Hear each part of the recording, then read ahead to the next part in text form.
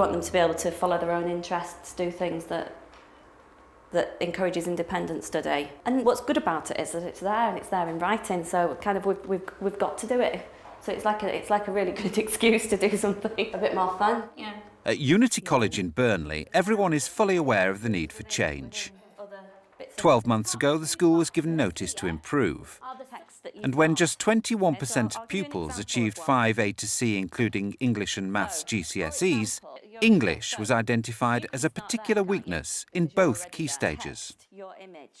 I think the department had got into a situation where they were doing the same things every year, and it slowly wasn't fitting in with the new ways of working. The head of department and the second in department both left the school, so it's actually practically now a brand new department.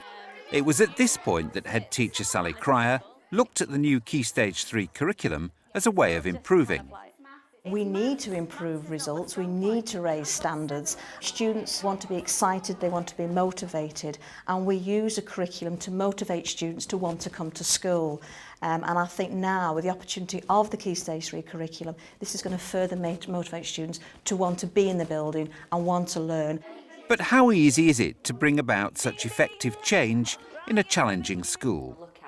To encourage the successful implementation of the new curriculum into the English department, the school funded Joanne Wilson, a former local authority advisor, to join the team as a learning consultant. The whole idea now is that everything that we do hinges on some key concepts, that if young people have a sort of an ability to have skills around this area, they'll be successful as individuals, successful citizens and good learners. They should have a very good, clear understanding of the new curriculum, but it had become apparent that that wasn't the case, and so it was important that we had some kind of training session around that.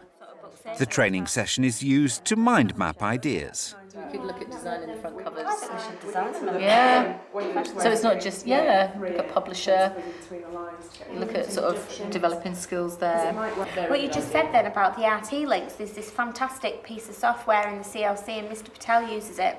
It's brilliant. You could actually make their own comic strips from it. Fantastic. It's about trying to look at the timetable as well and saying to ICT, when do you teach them? How can we make this so it's a proper project, if you like, a proper joint effort, not just something where we use ICT rooms during our English lesson. It's about making some real links. Certainly when I started, I felt that the motivation to be in English lessons wasn't as high as it has been in other schools.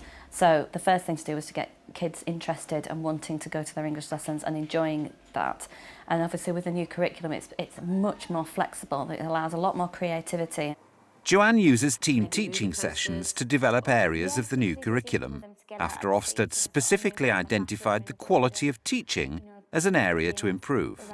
It does worry me a little bit because I think my actual lessons are pretty static and I'm not confident with, allowing them to get out of the seat and sort of move around the classroom and do a bit of, studying else around the room. Well, I've thought about if we did sort of the idea of the bus stops, so that they actually move around. The group, they move from one table to the other, so the children move as opposed to anything else. They have a different thing to do at each bus stop.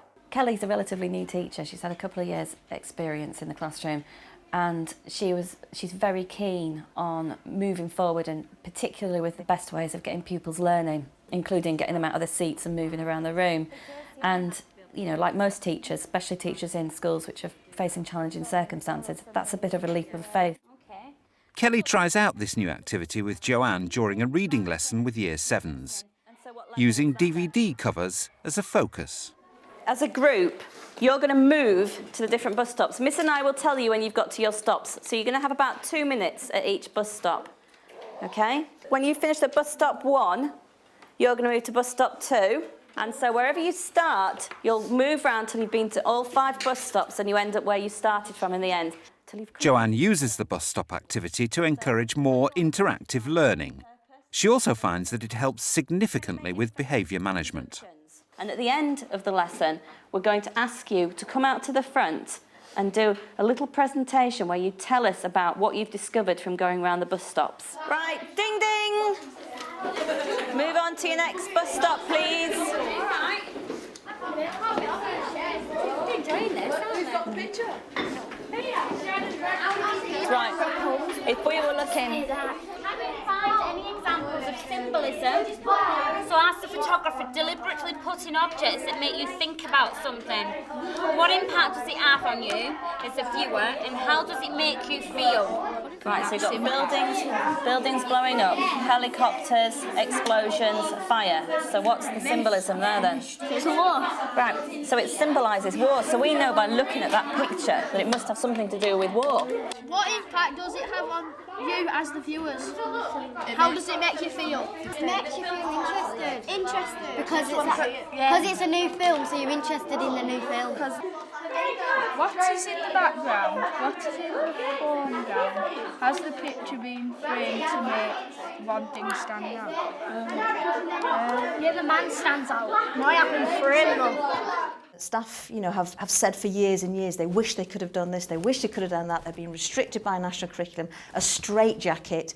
That straitjacket's come off now, and staff now have the opportunity to do so many more exciting things with students, to help them to learn, to raise standards, and the ball's in the court of the teachers now and support staff to make that happen.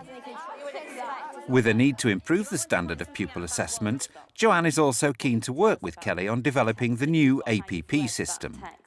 This links with sub-strands in the renewed framework, which breaks down units to help teachers, and crucially pupils, with the assessment process. Whilst the group is actually delivering their findings, us as the audience need to be looking at our yellow journey maps and working out what level we think they've achieved in the sub-strands, Before you was looking at a specific level, and it was, even as a teacher, it was hard for me to differentiate between the levels and hard to see, whereas with the sub-strands, you're looking at specific little things and the students can, sort of access it and they understand what they have to do. With the impact of the camera's taken from the floor, so it makes the skyscraper building look taller.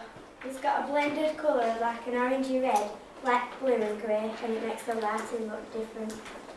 There are a variety of different font sizes, and some of them are bold to make it stand out. Can anybody look at their grids? If you were thinking about being me, what might you want to level? Rachel's comment. Inference and deduction. Good. Evidence to support their ideas that they did. Brilliant, well done. And what level did that come into? Level 5. Right, okay. Very good. I think the curriculum change is supporting us because it's allowing us to look at new topics that are relevant for children, and it's something that's exciting, and because we're excited it's rubbing off and the children are excited as well about it. I'm looking for somebody who can really pinpoint where this group are working at in terms of levels. And the way you use the colours, it makes it look a bit scary, and the lighting is artificial. All right, now would anybody like to look at their learning map and make a point about anything that group have just talked about? Rachel? We've talked about the variety of the font style and that. Right.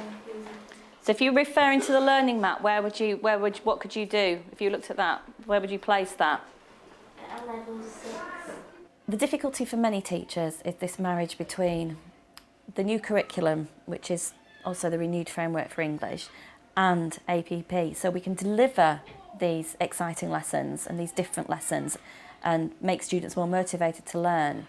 But we need to make sure that we understand how to assess their progress. It's about making sure that when we're delivering the sub-strands, when we're teaching them, we've got a clear idea then how we link that to levels and how that relates to the APP process. It was good. We found out a lot of information and discovered more stuff what the picture are about. We didn't have to just sit down, and we got to move around, so we got to talk and we got to look at all the things on the sheet, and then when you move around it's not as boring as sitting down. We get told how to reach level 6, 7 and 5. So I think if I get to level 6 then I'll try to get high because I want to be the best I can. But I think you're very kind to put them towards a level 7, but you'd be good at offering them advice because that's the point, they need to move to a level 7, don't they? But it's good because you learn about what you've been doing and stuff. and not just what you've been told to do. It's been a massive bonus having Joanne here to lead on it with her expertise, but it could be done by a head department, but they do need the time. They do need the time to get this set in motion. They need the time to motivate the staff, and create this pathway for children. Joanne leads a moderation session for staff, using pupils' work from the lesson. This is to extend her work on APP across the department.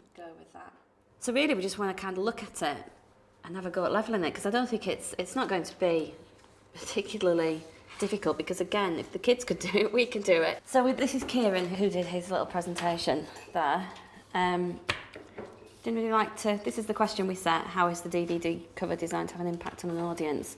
It's about opening people's minds to other ways of doing things, and it's about now sitting down with the department and saying, we don't want to mark in isolation. This is again using the whole APP process of moderating work, standardising it against each other. We don't want to mark alone. Let's show you what we did, but then you help us, and we'll talk through where we think we would position these students, and show you, so that if you do it with the students, you've got similar ideas. But because unless we know what the kids aren't doing well, we won't be able to plan for them to move forward. He hasn't gone too much into depth there, because he touches on in things for 6.3 he'll mention like from dark to light. Well, what would that suggest? Somebody else may have said, well, the darkness may infer that it's going to be a horror movie or something like that. We need to find more about what effect it has on the audience stroke the reader to be able to really hit anything higher. When you're doing this and we're levelling it, because he's got 2 sub-strands, will they get 2 levels? Or 1 overall level? 2 levels. So a level for the sub-strand 5.2 and 1 for the 6.3. And then right, okay. Change is never easy, and it's ensuring that you've got key players in school that fundamentally understand why we're doing what we're doing, and we're doing this for children to enable to get the staff on board, to motivate staff, because if you've got motivated staff, you can actually move mountains. At the end of the day, we're doing this for students. So what effect has the new curriculum had on the English department and its pupils? We returned 4 months later to find out. The pupils are more engaged now because we're excited about the work that we're doing. It obviously has a knock-on effect on how we deliver the lesson, and students are going down the corridors, raving about the lessons they've just had. So it's refreshing to see this, and they're actually excited about coming to English now. It's clear that things are moving on. The assessment points that we've run so far do show that pupils are making better progress than before, and certainly student motivation is a lot higher than perhaps it has been in previous years. We've got to keep checking that it's working, we've got to keep refining it. It's not a simple answer, it's about making sure that it's working and that kids are moving forwards.